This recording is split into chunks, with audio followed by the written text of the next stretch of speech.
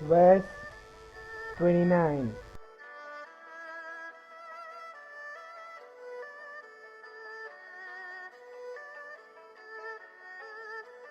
If anyone should wish to get the kingdom for himself,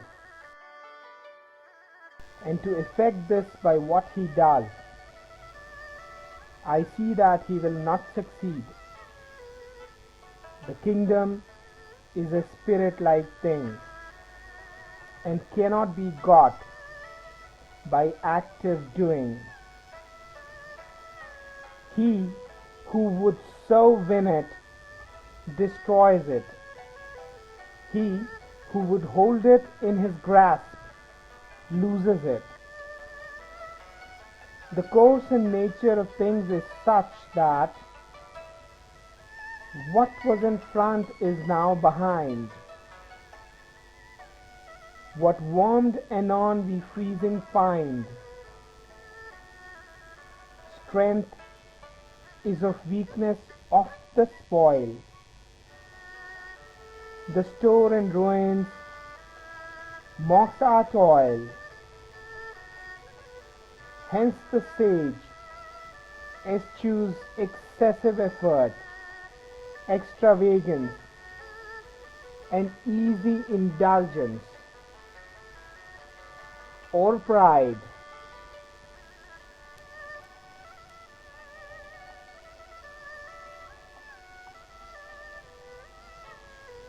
Verse 30.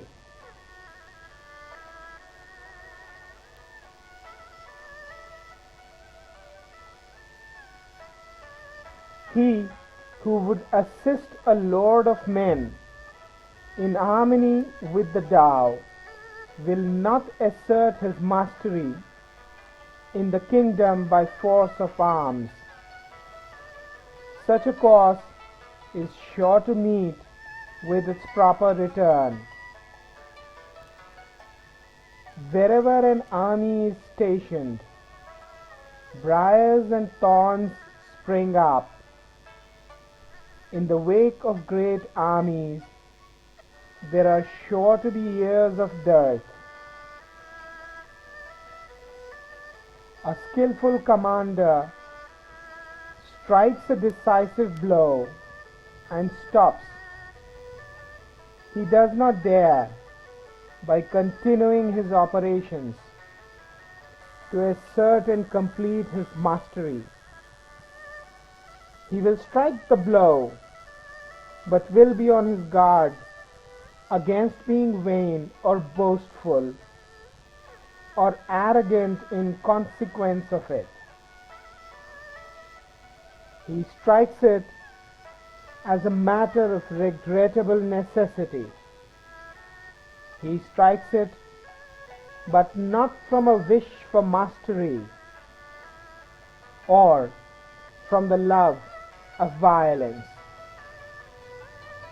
When things have attained their strong maturity, they become old. This violence may be said to be not in accordance with the Tao,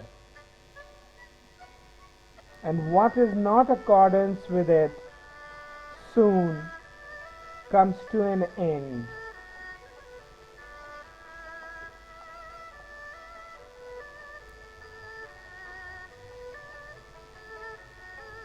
Verse 31.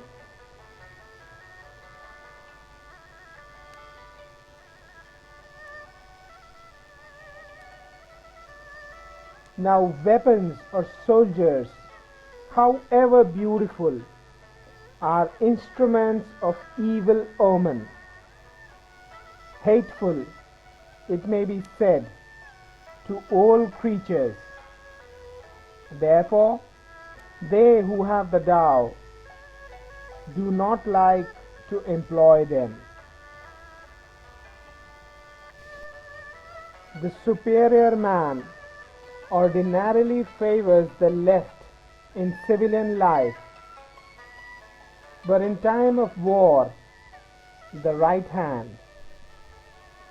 Those sharp weapons or soldiers are instruments of evil omen, and not the instruments of the superior man.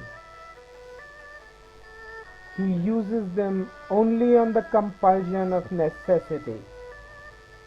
Calm and repose are what he prizes. Victory by force of arms is to him undesirable. Even in victory there is no beauty. To consider this desirable would be to delight in the slaughter of men, and he who delights in the slaughter of men cannot get his will in the kingdom. On occasions of festivity, to be on the left hand is the prized position. On occasions of mourning, the right hand. The second in command of the army has his place on the left. The general commanding in chief has his on the right. His place, that is assigned to him as in the rites of mourning. He who has killed multitudes of men should weep for them with the bitterest grief, and a victory should be celebrated with the funeral rite.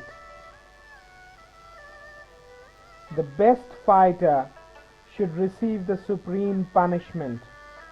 Only he who does not love slaughter can unify empire.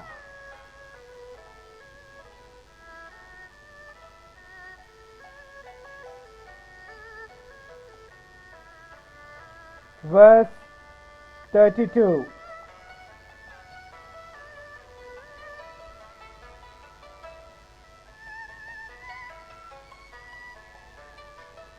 The Tao, considered as unchanging, has no name. Though in its primordial simplicity the uncarved would be small, it cannot be employed or used as vessel by anyone. If kings and barons can keep this unspoiled nature, the whole world shall yield their lordship of their own accord. Heaven and earth, under its guidance, unite together and send down the sweet dew, which, without the directions of men, reaches equally everywhere as of its own accord. As soon as it proceeds to action, it has a name. When it once has that name, men can know to rest in it. When they know to rest in it, they can be free from all risk of failure and error. The relation of the Tao to all the world is like that of the great oceans to the streams from the valleys.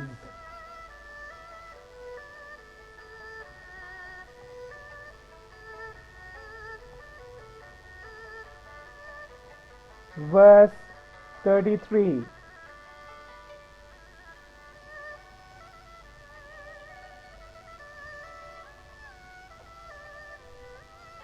He who knows other men is learned.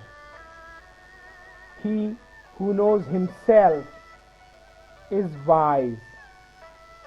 He who overcomes others is strong.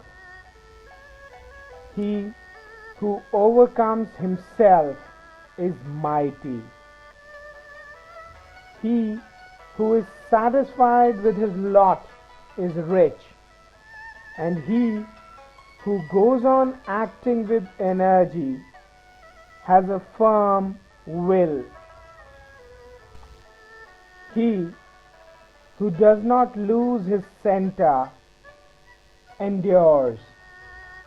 He who dies and yet his power remains has longevity.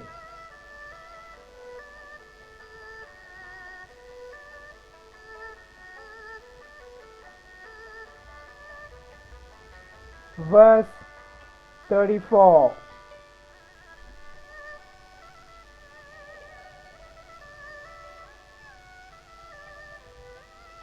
All-pervading is the great Tao. It may be found on the left hand and on the right. All things depend on it for their life, which it gives to them, not one refusing obedience to it. When its work is accomplished, it does not claim the name of having done it. It clothes and feeds all things and makes no assumption of being their Lord. Often regarded without mind or passion, it may be considered small. Being the home of all things, yet claiming not, it may be considered great. Hence, the sage is able, in the same way, to accomplish his great achievements. It is through his not claiming himself great that he can accomplish them and greatness achieved.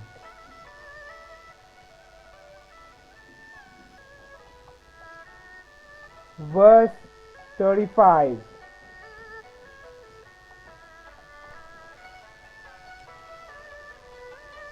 To him who holds in his hands the great image of the invisible Tao, the whole world repairs.